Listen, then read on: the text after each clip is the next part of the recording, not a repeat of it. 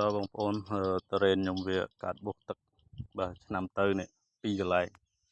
បាទឆ្នាំទៅនេះកន្លែងនេះមួយឥឡូវវាដុះសាច់ចិត្តហើយកន្លែងនេះបាទហើយខ្ញុំទឹកបាញ់ឆ្នាំថ្ងៃមុនថែមបាទហើយនេះឆ្នាំទៅកន្លែងវាដុះក៏ចិត្តដែរតែឆ្នាំហ្នឹងវាកើតកន្លែងនេះមួយទៀតដោយសារមែកវាងាប់ទៅស្អុយសัตว์សម្ោចសัตว์អីចូលស៊ីទៅវាបកកទៅជាបុកទឹកដែរបាទ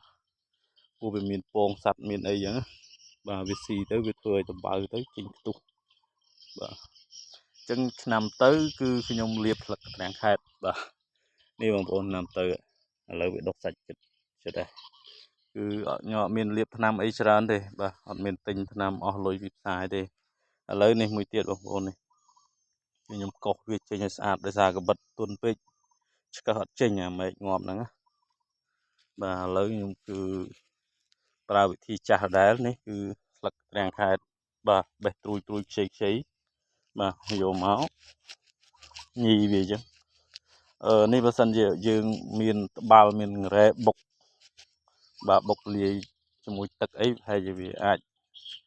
ឬក៏លាយជាមួយថ្នាំអីផ្សេងអញ្ចឹងណាវាស្រួល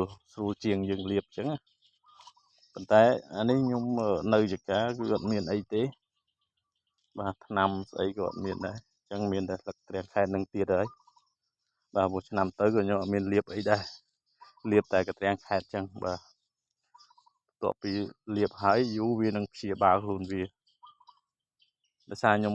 បកសបកធំអញ្ចឹងវាក៏អត់ងាយដុះសាច់ដែរដោយសារវាធំដែរបុកទឹកវាធំដែរវាយើងបកតអស់តដល់សាច់ស្អាតណាបាទកោសតដល់សាច់ស្អាតហើយយើងលាបស្លឹកត្រាំងខែតមកបាទនិយាយទៅគឺខ្ញុំមិនដឹងថាស្លឹកត្រាំងខែតនេះវាមានសារធាតុអីទេតែវាអាចជួយដែរវាជួយមិនឲ្យវារាលដាលតទៅទៀតហើយវានឹងដុះសាច់មកវិញដូចគ្នាព្រោះប្រហែលជាវាមានក្លិនខ្លាំងអញ្ចឹងសត្វដែលនៅក្នុងហ្នឹងក៏វាមិនអាចនៅទៀតដែរបាទមេរោគអីប្រហែលជាវាអាចងាប់